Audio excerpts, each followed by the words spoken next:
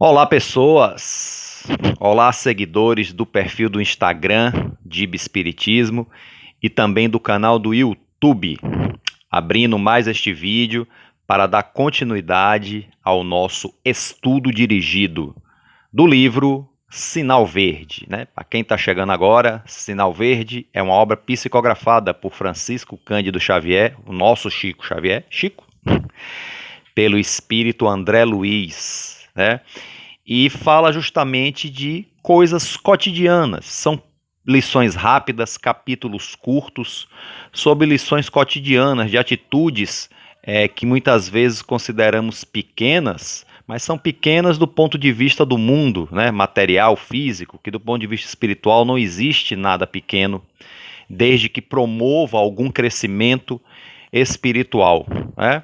Então André Luiz vem nos dar esse recado, né, através dessas páginas, usando a simbologia do sinal de trânsito, sinal verde, ou seja, para a gente conseguir seguir em frente, né, o sinal verde seria conseguirmos desatar os nossos nós, né, desfazer os nossos compromissos negativos para seguir em frente na nossa marcha, na nossa senda evolutiva, né, enquanto espíritos imortais que somos.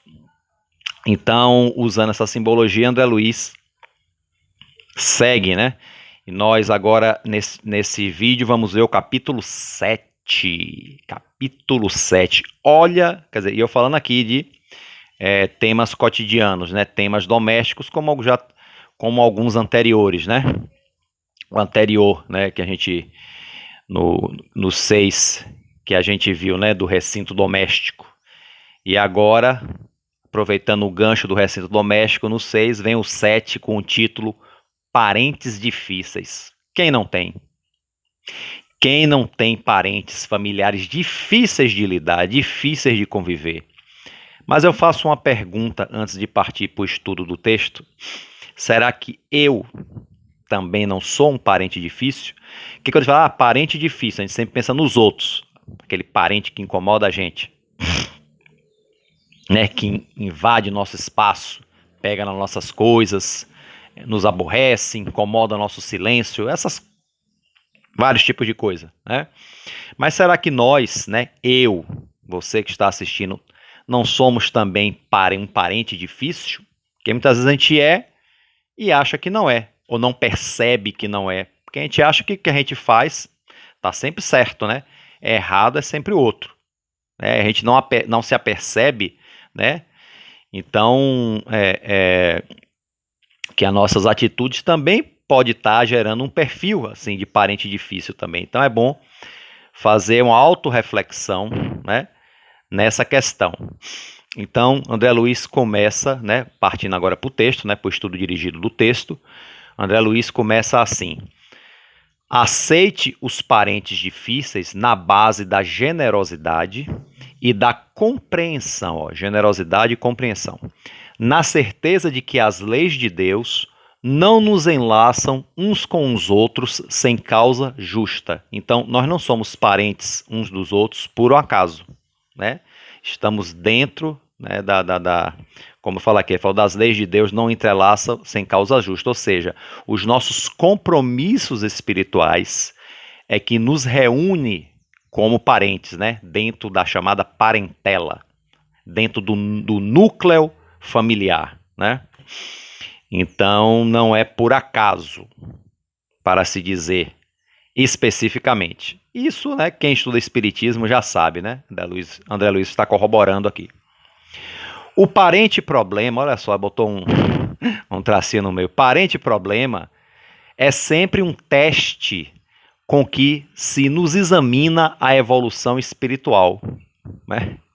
Então acaba o parente problema, aquele parente incômodo, aquele parente insuportável, ser um teste para o nosso crescimento espiritual. Se a gente realmente desenvolver as virtudes, também embolei, se nós desenvolvemos realmente as virtudes que caracteriza a evolução espiritual, né? Como ele falou no primeiro parágrafo, a compreensão, a generosidade, né? A paciência e muitas vezes o perdão, né? Perdão realmente é uma palavra forte, né? Eu sempre vejo perdão uma palavra com P maiúsculo, porque acho que é a virtude, é a atitude mais difícil, né, de exercer, de botar à prática, né? Mas é essa que nos impulsiona espiritualmente, né? Para frente, para o alto. Outro parágrafo. Muitas vezes a criatura complicada, que são muitas, né? Muitas vezes a criatura complicada que se nos agrega à família traz consigo as marcas de sofrimento ou deficiências que lhe foram impostas por nós mesmos em passadas reencarnações. Olha só. Muitas vezes aquela coisa, aquela deficiência no comportamento, né? Muitas vezes aquele perfil complicado que nos incomoda, que nos irrita. Talvez a pessoa tenha aquilo com relação a nós, porque nós mesmos, em encarnações passadas, em outras experiências, lhe causamos isso. Veja bem, lhe causamos algum mal que agora esse espírito ao qual causamos mal reage assim com a gente, de forma inconsciente, né? Ninguém lembra conscientemente de encarnações passadas, a não ser em casos especiais, mas de forma inconsciente, por impulso, né, que vem do ser interior, do espírito, ela age assim com a gente, né? Veja que tem aquelas pessoas que têm comportamento difícil em termos gerais, né? É o chato que ninguém gosta. Mas tem casos específicos que a pessoa é daquele jeito só com a gente, né? Então há que ver, né? Mesmo aquele que é no geral, entra no mesmo princípio de realmente questões de encarnação passada ter lhe causado botar um nome, algum trauma, ou algo prejudicial que faz com que ela haja dessa forma tão amarga, né? Querendo realmente chatear os outros, ou não se importando de estar chateando os outros. Porque às vezes não é nem, como eu disse, não é nem de propósito, né? Diretamente de propósito, mas a pessoa sabe o que faz, mas não se importa. Eu sou assim mesmo e os outros que se lasquem, né? Que se lasquem, que me aguentem, que me engulam. É isso?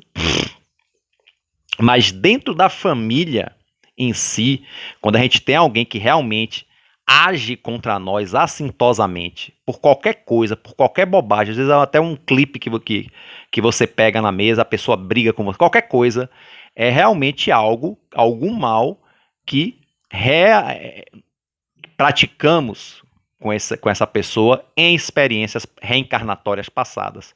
E agora, de certa forma, a gente está colhendo aquilo que plantou, né?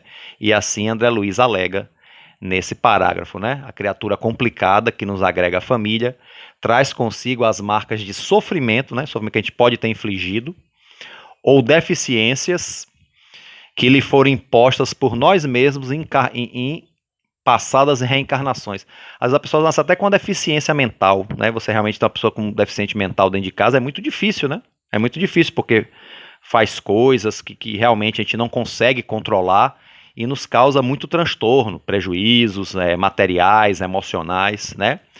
Mas muitas vezes essa lesão mental, né, que essa pessoa tem traz de um passado reencarnatório no qual nós podemos ter sido o coparticipador, porque é claro, cada um tem um livre-arbítrio, né, daquilo que quer ou não quer fazer. Mas nós, se estamos lidando com essa pessoa, com esses problemas, nós somos, no mínimo, coparticipantes, co-criadores daquele problema.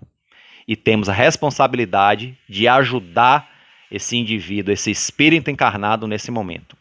E olha, mais uma vez eu digo, prestemos atenção se nós mesmos não somos desses, né? Eu que estou aqui falando, será que as minhas atitudes realmente, porque para mim está tudo bem as coisas que eu estou fazendo, mas será que eu não estou sendo assim prejudicial ou no mínimo muito chato com as pessoas do meu núcleo familiar, né? E será que eu sou assim naturalmente por impulso, porque realmente podem ter também feito coisas comigo na encarnação passada, mas ora, hoje que eu tenho as luzes espíritas, né? Eu tenho que fazer um esforço do perdão e procurar fazer o melhor pelos meus familiares, né? Não importando esse passado, né? Não importa nesse passado, porque a cada um segundo suas obras. O que tiver que chegar de consequência ruim para a pessoa que praticou o mal, vai chegar naturalmente pela lei de causa e efeito. Não tem que chegar pela minha mão, né? Não tem que chegar necessariamente pelas minhas atitudes, né? Eu posso ser, ao contrário, um veículo de coisas boas. Mas para isso, óbvio que eu, você que está me assistindo, temos que nos renovar espiritualmente, né? Então está aí esse quadro familiar. É complicado realmente, né? Quando é questão de quadro familiar é complicado, né? Vamos lá. Mas no outro parágrafo, André Luiz diz assim: não exija dos familiares diferentes de você um comportamento igual ao seu, né? Porquanto cada um de nós se caracteriza pelas vantagens ou prejuízos que acumulamos na própria alma. Quer dizer, somos a soma de tudo e de bom e de ruim que nós vivemos até hoje ao longo da nossa existência espiritual. Não só nas reencarnações, como nas nossas vivências, na erraticidade, né? No plano espiritual. Então não dá para exigir que alguém seja igual a gente. Eu acho que um dos grandes conflitos é esse, né? A pessoa casa, por exemplo, vai dividir, né? E aí quer que o parceiro ou a parceira seja igual a ele, pense igual a ele ou pense igual a ela, tenha atitudes, né? Isso aí gera um conflito muito grande, né? Quando na verdade aí tem que se conversar e procurar, né, um equilíbrio, um ponto comum que cada um seja como seja, mas que não prejudique o outro, né? Aí entra a maturidade, o discernimento, né? E o ponto de equilíbrio. Agora, impor o outro a querer ser como você não consegue fazer isso nem com um filho, né? Muitas vezes o pai e uma mãe quer que o filho seja exatamente do jeito que ele é, porque julga, eu julgo que minha maneira de ser é a melhor, então eu quero que meu filho seja como eu quero, seja como, ou melhor, seja como eu sou, quero que a minha filha seja como eu sou. E não é bem assim. São nossos filhos, mas são espíritos diferentes, são individuais, são ligados a gente, sim, espiritualmente, mas são diferentes, têm a própria natureza, a própria personalidade. Então, se isso não funciona nem com os filhos, que dirá com outros, que dirá com adultos que convivem com a gente, não é? É uma coisa complicada, mas que tem que ser exercitada. Não tente se descartar de parentes difíceis. É a coisa que a gente mais pensa, é se livrar, né? Ah, me livrar desse fulano. Me livrar daquele cunhado chato. Né? Daquela a sogra é, né? É o clássico. Eu, graças a Deus, não tenho problema nenhum com minha sogra. Adoro minha sogra. Mas é o clássico, né? A sogra vai fazer uma visita, cara, então quando é que vai embora? Né? Já fica pensando, né, gente? Mas é isso, né? A questão da parentela é difícil, né? Aquela sogra, aquele cunhado, né? E o pior é que se for alguém que more com a gente, aí não tem jeito, né? Você vai ficar torcendo que a pessoa saia de casa, mora em outro lugar, aquele irmão que você não suporta, né? Ou então quando você tem dificuldade com os pais, você quer sair de casa, né? E para sair com os pais, quando é a dificuldade com o cônjuge, né? Aí é a chamada separação, divórcio, quer dizer, a gente está sempre fugindo, sempre querendo descartar, né? Então, continuando, não tente se descartar, né? Não tente, nem tente, né? Não tente se descartar dos parentes difíceis com internações desnecessárias em casas de repouso. Aí tá falando de pessoas assim, idosos, né, praticamente, né? Não só idosos, mas também talvez outras pessoas jovens, né? Mas com algum problema comportamental, mental, né? A gente quer internar para se livrar. Tudo bem, uma internação pode ser necessária se tiver uma indicação médica. É outra coisa, né? E é temporário. Mas uma coisa é você internar numa casa de repouso, num hospício, num asilo, para se livrar. É bem diferente, né? Então, não exija dos familiares não tente se descartar dos parentes difíceis com internações desnecessárias em casa de repouso, à custa de dinheiro, porque a desvinculação real virá nos processos da natureza. Quer dizer, quando terminar o seu compromisso com essa pessoa difícil, a sua ligação com ela se dissolve. Ou pode haver uma harmonia, uma aproximação, de repente, do processo. Mas se não houver, isso se dissolve, né? A real virá nos processos da natureza. Quando você houver alcançado a quitação dos próprios débitos ante a vida maior. Entendeu? Então não bote a casa de repouso à custa de dinheiro, porque a desvinculação real virá nos processos da natureza, pela lei de causa e efeito, quando você houver alcançado a quitação dos próprios débitos ante a vida maior. Então, assim, lidar com uma pessoa difícil, um parente difícil, faz parte dos nossos débitos perante a vida maior, né? Perante os mecanismos da lei divina, né? Da lei de justiça, né? E, por fim, no último parágrafo, nas provações e conflitos do lar terrestre, quase sempre estamos pagando pelo sistema de prestações certas dívidas contraídas por atacado. Olha só, a gente contrai grandes dívidas, mas a justiça divina ela é tão boa que nos permite pagar a prestação. E, de repente, lidar com esses parentes difíceis são as prestações que nós estamos pagando. E veja, será que nós não estamos sendo também essas prestações para os nossos parentes? Né? Mais uma vez eu chamo a atenção, né? Então, assim nós encerramos o texto, foi um texto mais curto, né? Vocês que estão aí, leiam também, né? Quem não tem um livro físico tem PDF na internet, é só procurar no Google lá, Sinal Verde. Leiam também, façam as próprias reflexões, não fiquem só com as palavras de Ricardo Dibbe. E hoje, assim, esse é o último vídeo do ano, né? O vídeo está sendo lançado agora no dia 29 de dezembro, né? É o último vídeo do ano, tanto que eu tô até com a camisa verde, em homenagem ao Sinal Verde, né? Para encerrar o ano. Então eu desejo a todos aí uma virada de ano muito boa, né?